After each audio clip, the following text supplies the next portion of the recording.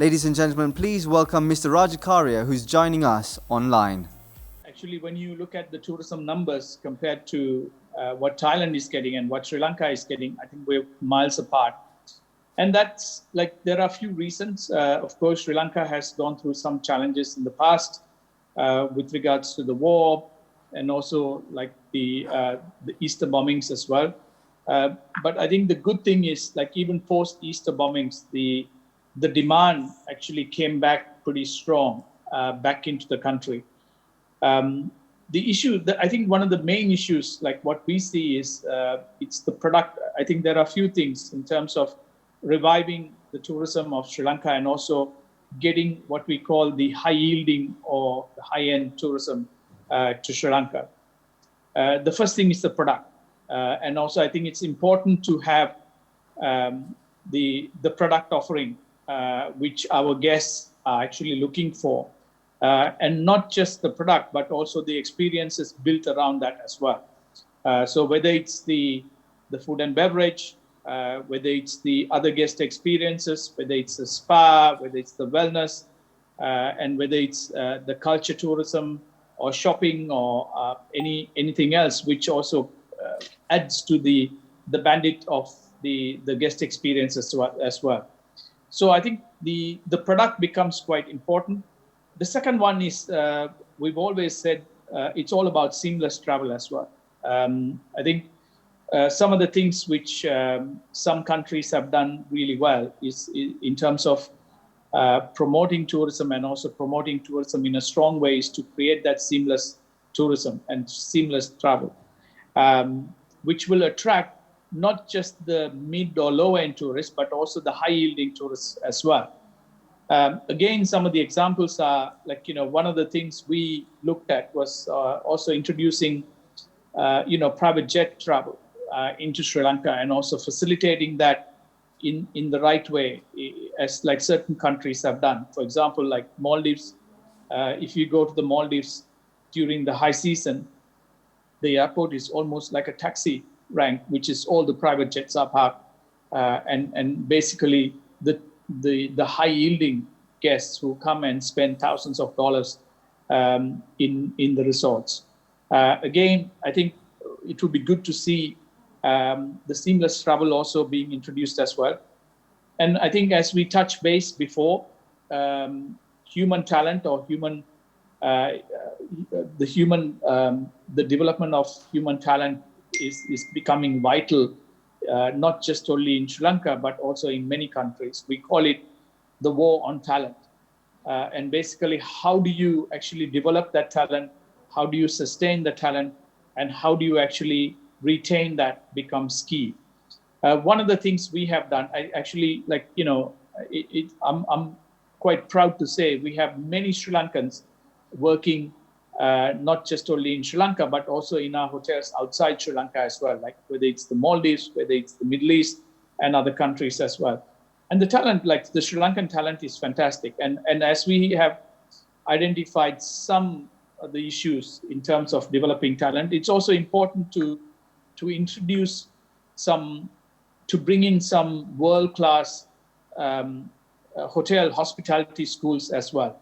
For example, we felt that Asia doesn't have a world-class hospitality school. So what we did in Thailand was, just before COVID, is we launched together with La Roche in Switzerland, which is one of the world-class hospitality schools, a hospitality school in Thailand, which will attract not just students from Thailand, but also from the neighboring countries, including Sri Lanka. So it can be Sri Lanka, India, Vietnam, Cambodia, Laos, Myanmar, China as places as well, where they can come and get a degree level certificate with us, both with hands-on experiences and also academic qualifications as well, which we have formulated with La Roche, and we've launched the first batch.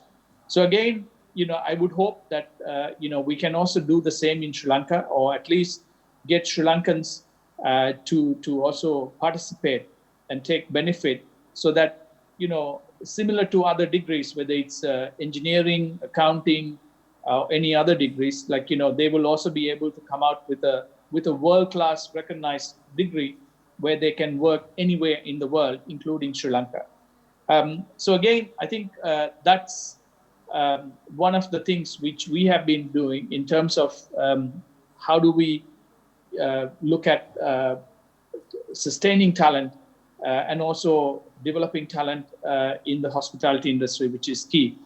So whether we bring expats and the only reason we bring expats is to bring that sort of specialty talent into certain countries. In some countries today, by law, like say, for example, in the Maldives, they say we have to employ at least 50 to 60% of the locals. And I think it's a rule. So which will force the hospitality companies to ensure that they develop local talent as well. Again, we need to have the facilities. We need to have the world-class classrooms and world-class academic syllabus as well. And also the recognition also, which will come once they complete their degree as well. And once you do that, I feel that the people will navigate more towards the hospitality sector, because it's a fantastic sector to work in, and it's really enjoyable. It rewards you well. You get some really good perks, and also you get to work all around the world if you're really good. And we have seen many Sri Lankans actually who have successfully done that and who've done a really good job. Actually, some Sri Lankans who've done a really good job in places outside Sri Lanka.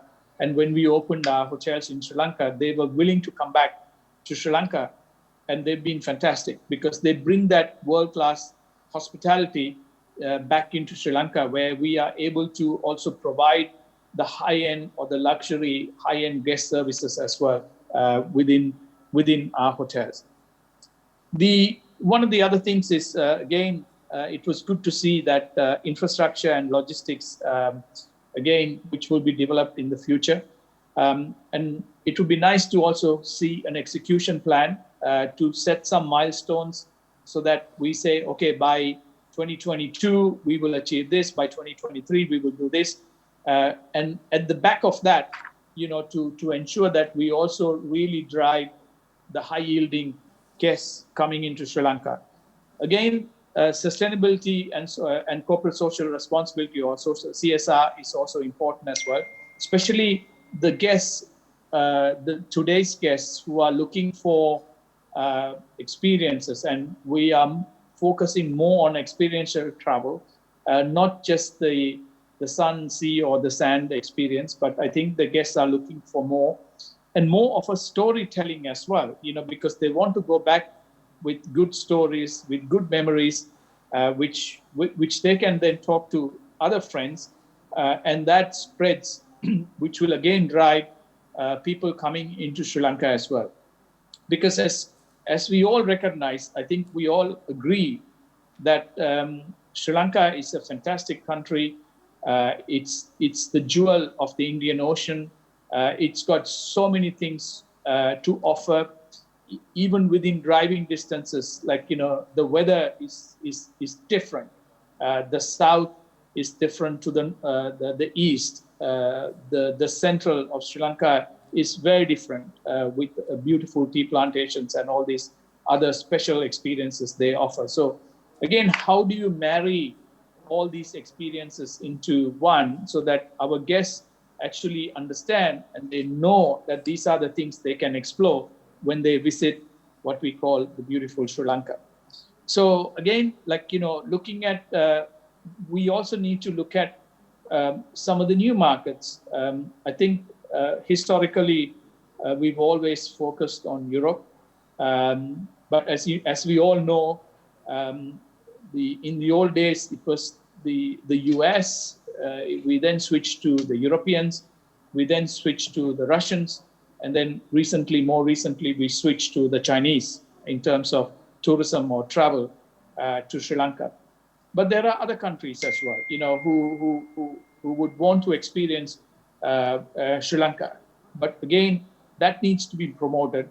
and a lot of work being done in order to promote the destination also outside Sri Lanka into some of the new destinations, which will also revive not just parts of Sri Lanka, but the whole of Sri Lanka. I think it's really important for us to develop the whole country rather than few pockets of the country, which will create employment or sustainable employment for the whole of the nation, but just not employment in the hospitality industry, but also the other sectors which will benefit as well, whether it's the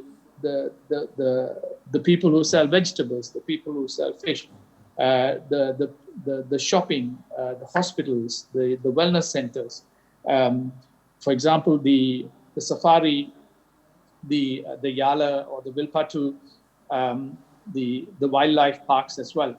And again, like, looking at our wildlife parks, I think we have a brand which is a very high-end brand, which we have in Africa called the Elawana portfolio, where we do sky safaris. So basically, we take our guests by plane. We have our own planes where we give them a fantastic experience by sky safaris. Now, the guests pay almost about $1,000 per person per night for this experience. And they're willing to do it because it's done in a very nice way where the guest experience, there's no compromising about the guest experience, but also within the country, the logistics and the infrastructure also supports that as well. So when you go into the wildlife parks, there is amazing experiences where, it's done in a very orderly manner. Yes, we have to pay a park fees to maintain the park and to sustain and to develop and to maintain as well, which is quite important also. But again, all these things add to the guest experience, and today's guests will pay the price, as provided they feel that they are getting a fantastic experience, which is a storytelling experience, which they can then share with their friends or relatives or anyone else. Now, one of the things which is coming out of COVID is, I think the whole of the hospitality sector was tested quite badly in the last 2 years, and we've suffered really bad on the hospitality sector, not just Sri Lanka, but the whole of the world. And post-COVID, there are some new norms, which are what we call the new trends coming out of post-COVID. People are more looking at Gen Z travel. People are more looking at different age travel, like whether it's different generation travel. We call visiting friends and families and relatives travel as well, which is a new thing coming up. We have a new segment which is emerging, which is the health wellness sector as well, because I think predominantly in the old days, we used to have the spa sector, but the spa has evolved more into health, wellness, immune therapy, Botox, stem cells, everything else to make you feel good and also to make you look good as well. So, which is also quite important. So there are a lot of new trends coming up. Again, on the food and beverage side, plant-based food is really catching up. Or vegan food is really catching up within the industry, and we always need to be quite mindful about this as well. So again, I would say that the hospitality sector will come out of COVID quite strong, as we have seen in many of the countries. I've been traveling in Europe quite extensively, and I actually landed in Phuket today, where in our sandbox. And it's been organized well. And I think most countries, including Thailand, will start to open from the 1st of November, which would be fantastic as well. So again, for Sri Lanka, tourism numbers, the demand is there. The tourism numbers are there. I think we just need to target the right segment with the right offering, seamless travel, with the right product, the right experiences, which has been covered really well within the SLTDA, the presentation, which was really good to see. But also, I think we need to have some timelines so that we as industry leaders can also help to promote the destination and also to really revive the hospitality sector, not just only in Sri Lanka, but all over the world. So on that note, I really like to thank everyone, and thank you for having me, and hope it was useful, and happy to take any Q&As later. Thank you.